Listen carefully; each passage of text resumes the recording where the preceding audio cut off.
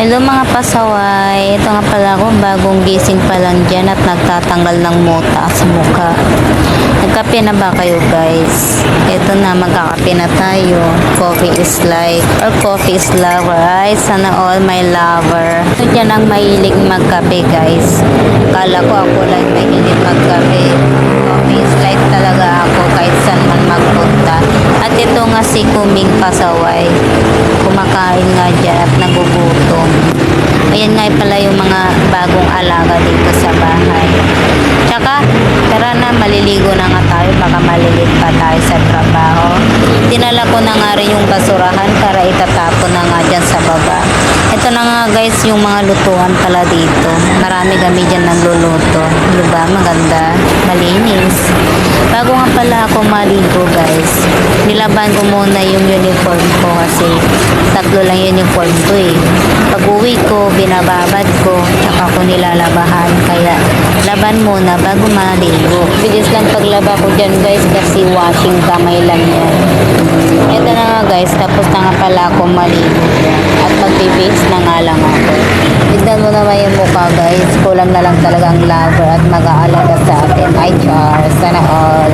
Nyo guys, ang hirap magpahagan ng buhok lalo na pag nagmamadali ka tapos ganyan yung buhok mo ang haba-haba. Ay na nga guys, ang hirap magsuklay ng buhok lalo na pag mahaba. Ay sana all mahaba ang buhok.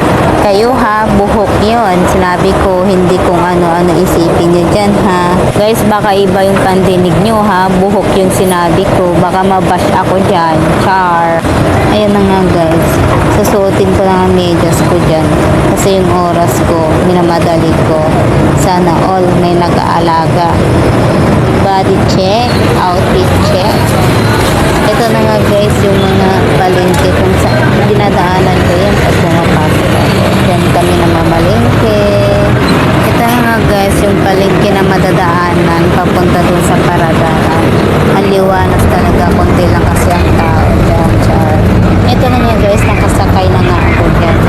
Kuya, gusto pa pa-video eh. Shout out sa'yo kuya. Ito na nga guys, nakarating na nga ako dyan sa dito na nga ako guys sa barracks kung saan kami nagbibihis dyan. Na nga pala kami sa barracks guys kung saan kami nagbibihis ang mga kasama ko dito. Ganito nga ginagawa ko sa buhok ko guys kasi bawal kasi sa amin ang nakalugay. Kaya ganyan ang gagawin natin.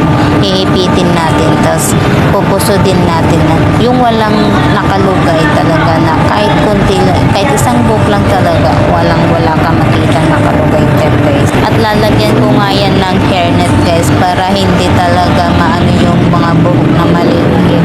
Lupit talaga itong magwagwardya ka guys. Kailangan malinis ka talaga sa mukha. Grabe ang macho, parang lalaki talaga.